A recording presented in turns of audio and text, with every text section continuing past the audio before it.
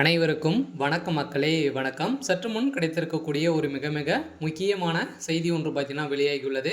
சற்று முன் அமைச்சர் பொன்முடி அவர்கள் பார்த்தீங்கன்னா அதிரடியாக கைது செய்யப்பட்டிருக்காரு. இவருடைய சொத்துக்களும் பார்த்தீங்கன்னா அமலாக்கத்துறை அதிரடியாக முடக்கியிருக்காங்க. இதனால் பார்த்தீங்கன்னா அதிரடியாக தமிழகத்தில் பெரும் பரபரப்பை ஏற்படுத்தியிருக்கு. ஸோ இதை பற்றி தான் இந்த வீடியோவில் நாம் முழுமையாக பார்க்க போகிறோம். ஸோ அதுக்கு முன்னாடி நம்ம சேனலுக்கு இப்போ தான் முதல் முறையாக வந்திருக்கீங்க அப்படின்னா மறக்காமல் நம்மளுடைய சேனலை சப்ஸ்கிரைப் பண்ணி வச்சுக்கோங்க.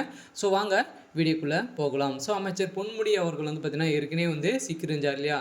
ஸோ பார்த்தீங்கன்னா மணல் குவாரி வழக்கில் ஏற்கனவே அதிரடியாக சிக்கியிருந்தார். இதில் பார்த்தீங்கன்னா அமைச்சர் பொன்முடி அவர்களுக்கு 3 ஆண்டுகள் சிறை தண்டனை அவருடைய மனைவிக்கு வழங்கியிருந்த நிலையில் திமுகவுடைய மூத்த அமைச்சராக இருக்கக்கூடிய ஒருவர் தான் பொன்முடி அவர்கள். அவரே பார்த்தீங்கன்னா இப்போ அதிரடியாக இடியை கைது செய்யப்பட்டிருக்காங்க. அதனால் திமுக மூத்த தலைவரும் அமைச்சராக பொன்முடியின் சொத்துக்களை அமலாக்கத்துறை பார்த்தீங்கன்னா அதிரடியாக முடக்கம் செய்து உள்ளதாக ஒரு செய்திகள் வெளியாகிருக்கு இல்லையா? ஸோ அதாவது அவருடைய வழக்கு சொத்து மதிப்பு பார்த்தீங்கன்னா 14.21 கோடி சொத்துக்கள் பறிமுதல் செஞ்சுருக்காங்க. இதனால் இதனை தொடர்ந்து பொன்முடி மற்றும் அவரது மகனும் முன்னாள் எம்பியுமான கௌதம் சிகாமணிக்கு சொந்தமான சொத்துக்களையும் அமலாக்கத்துறை முடக்கியுள்ளது. கடந்த 2021ஆம் ஆண்டு திமுக வெற்றி பெற்று ஆட்சி பெற்றதும் அக்கட்சியின் மூத்த தலைவராக பொன்முடி உயர்கல்வித்துறை அமைச்சராக பொறுப்பேற்றிருந்தார்.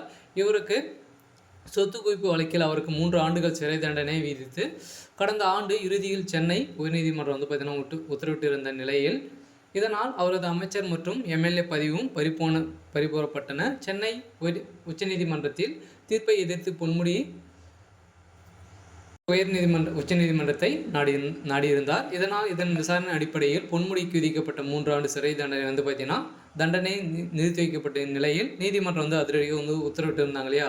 இதன் காரணமாக அவரை மீண்டும் பார்த்தீங்கன்னா அமைச்சரவையில் அவர் மீண்டும் சேர்க்கப்பட்டிருந்த நிலையில் இந்த நிலையில் அளவுக்கு அதிகமாக செம்மண் அள்ளப்பட்ட வழக்கில் அமலாக்கத்துறை நெருக்கடி தர தொடங்கியுள்ளது. ஏற்கனவே பண மோசடியில் முன்னாள் அமைச்சர் செந்தில் பாலாஜியை அமலாக்கத்துறை கைது செய்திருந்த நிலையில் தற்போது அவர் சிறையில் அடைக்கப்பட்டுள்ள நிலையில் இதன் அடிப்படையில் இதன் காரணமாக பார்த்தீங்கன்னா பொன்முடி அவர்களுக்கும் இந்த நிலைமை ஏற்படும் அப்படின்ற மாதிரி சொல்லியிருந்த நிலையில் தான் இன்று பார்த்தீங்கன்னா அதிரடியாக அமைச்சர் பொன்முடி அவர்கள் கைது செய்யப்பட்ட நிலையில் அவருடைய சொத்து மதிப்பு பார்த்தீங்கன்னா 14.21 கோடி சொத்துக்கள் அமலாக்கத்துறையால் பார்த்தீங்கன்னா இன்றைக்கு பறிமுதல் செஞ்சுருக்காங்க.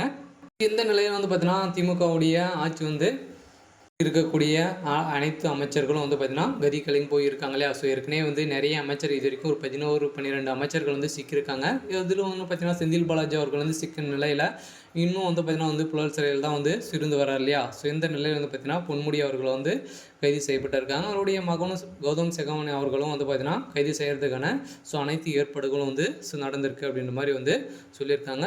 இது மாதிரி அரசியல் சார்ந்த நிகழ்வுகளை தெரிஞ்சுக்கணும் அப்படின்னா மறக்காமல் நம்மளுடைய சேனலை சப்ஸ்கிரைப் பண்ணி வச்சுக்கோங்க. தேங்க்யூ.